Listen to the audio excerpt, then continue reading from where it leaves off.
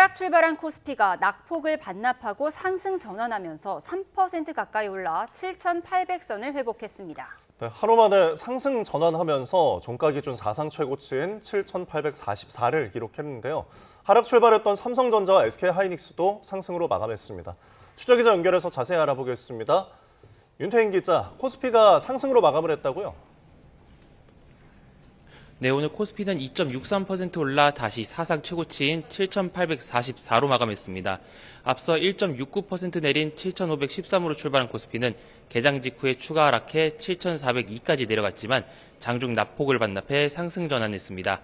앞서 뉴욕 증시에서 반도체가 약세를 보이고 미국 4월 소비자 물가지수가 예상치를 웃돈 영향으로 우리 증시도 장 초반 약세를 보였습니다.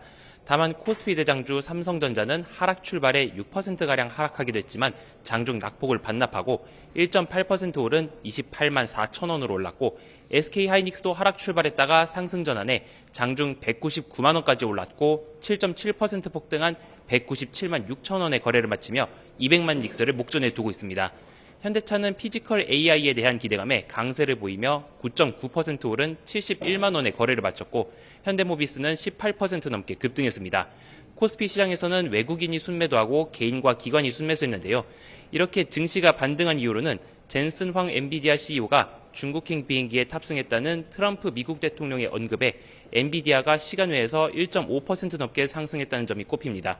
여기에 힘입어 개인 투자자를 중심으로 한 SK하이닉스 집중 매수에 코스피 하락이 축소됐고 반도체를 매도한 외국인이 자동차를 매수하는 순환매를 보이며 상승에 기여했다는 분석입니다.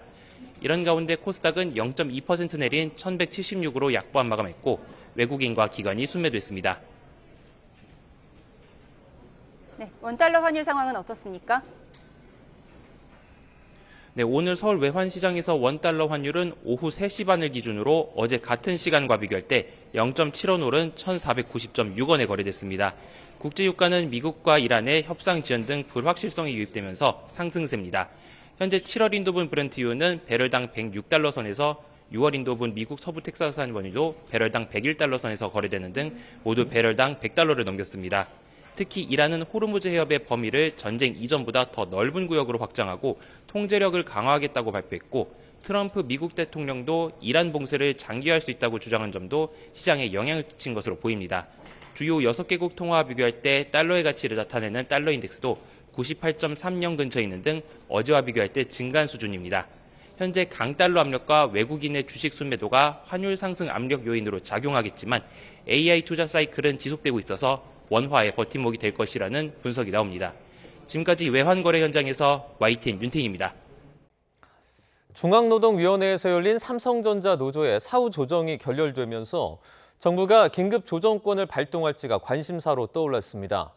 앞서 정부는 검토하지 않는다는 입장이었지만 사후 조정 결렬 뒤로 미묘한 변화가 감지됐습니다. 이문석 기자입니다.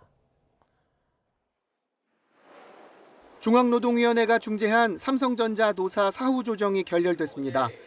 노조가 예고한 파업이 일주일 앞으로 다가오면서 정부가 긴급 조정권을 발동할지 관심이 쏠리고 있습니다. 긴급 조정권은 쟁의 행위가 현저히 국민 일상생활이나 국민 경제를 해할 우려가 있다고 판단될 때 고용노동부 장관이 발동할 수 있습니다. 노조에서 파업으로 인한 반도체 생산 차질 규모를 20조 원으로 추산할 만큼 국가 경제에 미칠 영향은 큰 상황입니다. 긴급조정권이 발동될 경우 30일 동안 쟁의 행위가 금지되며 중앙노동위원회가 조정 절차를 진행합니다. 우리나라에선 지난 1969년 대한조선공사 파업 때 처음 긴급조정권이 발동됐습니다. 이후 1993년 현대자동차 파업, 그리고 2005년 7월 아시아나항공, 같은 해 12월 대한항공 조종사 파업까지 4차례가 전부입니다. 만약 삼성전자 파업과 관련해 긴급조정권이 발동된다면 21년 만의 일이 됩니다. 정부는 앞서 긴급조정권 발동을 고려하지 않는다는 입장이었습니다. 하지만 삼성전자 노조 사후 조정이 결렬된 뒤로 미묘한 변화가 감지됐습니다. 김영훈 고용노동부 장관은 한 유튜브 방송에서 긴급조정권을 검토하느냐는 질문에 대화의 필요성을 강조하며 즉답을 피했습니다. 자율교섭이 대원칙입니다. 자율적으로 안 됐을 때 제3자가 개입하는 것이 조정입니다. 따라서 남은 시간 동안 삼성전자 노조가 타협점을 찾지 못할 경우 정부가 긴급조정권 카드를 꺼낼 가능성도 배제하기 어려워 보입니다. YTN 이문석입니다.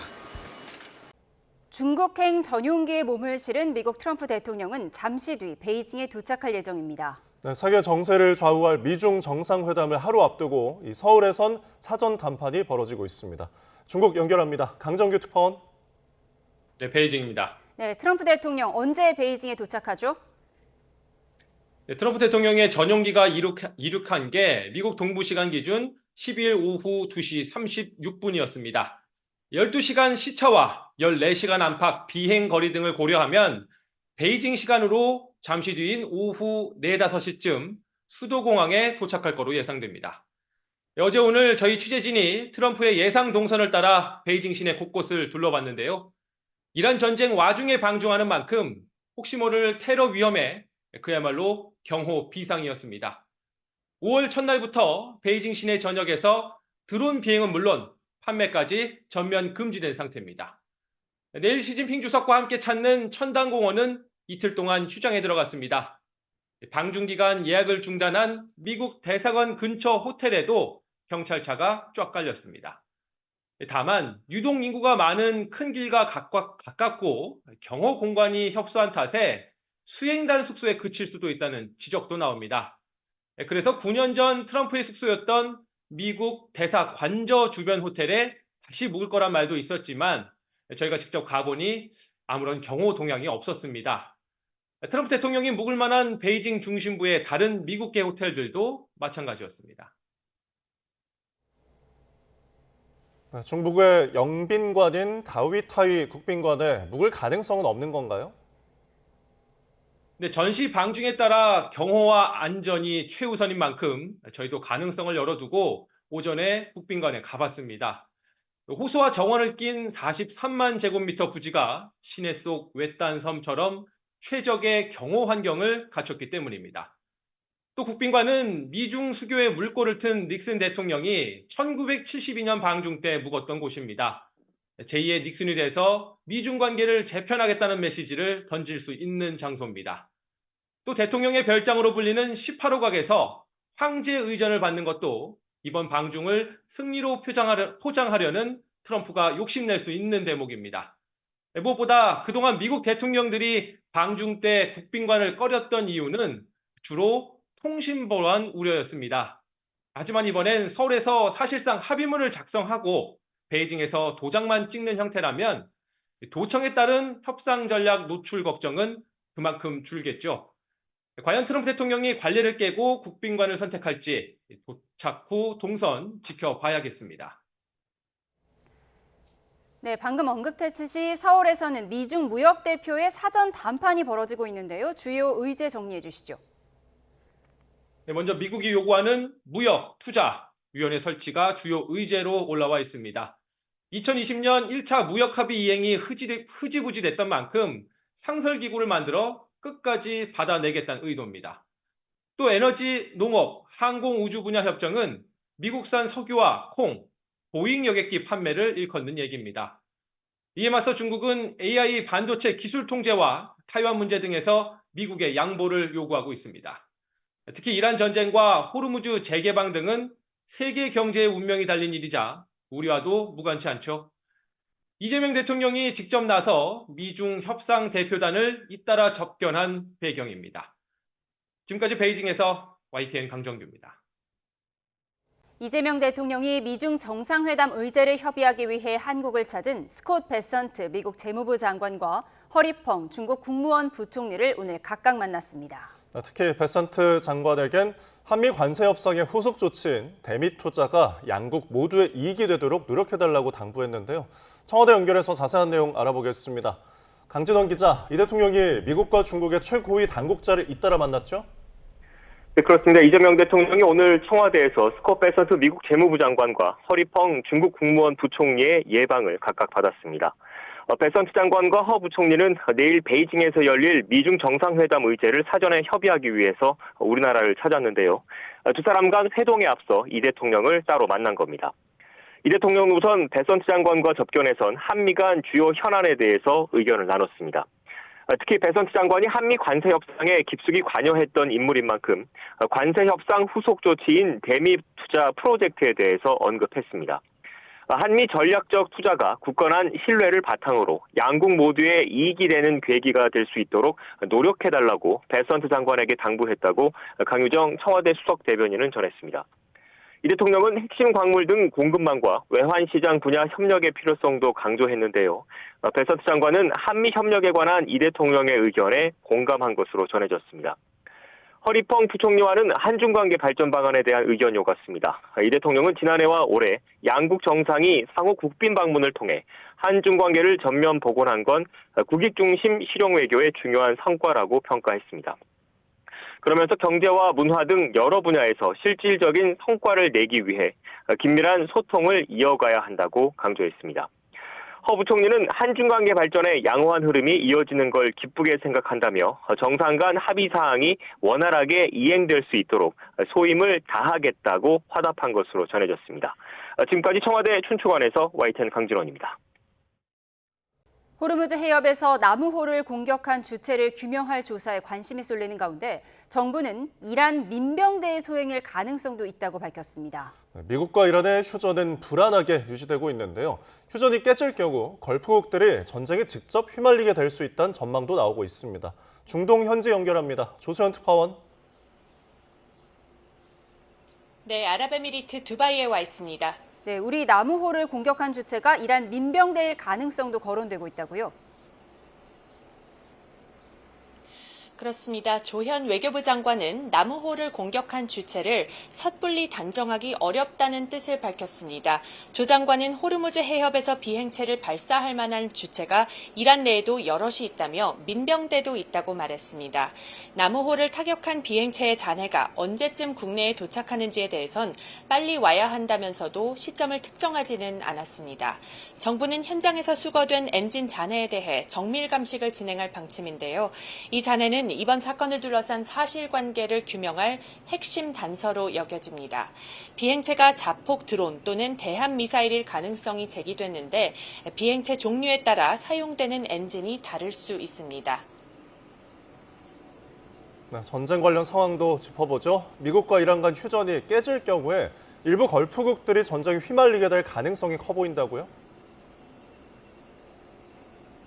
네, 제가 와 있는 이곳 아랍에미리트가 가장 먼저 이란의 공격 대상이 될 수 있습니다. 이번 전쟁 발발 후 이란의 집중 공격을 받은 아랍에미리트가 지난달 초 이란 남부 정유시설을 타격한 사실이 최근 뒤늦게 알려졌는데요. 이 보복 공습은 외교적 적대감을 표출하는 수준을 넘어서 이란을 상대로 직접적인 군사행동을 감행할 의지도 있음을 보여주는 대목입니다.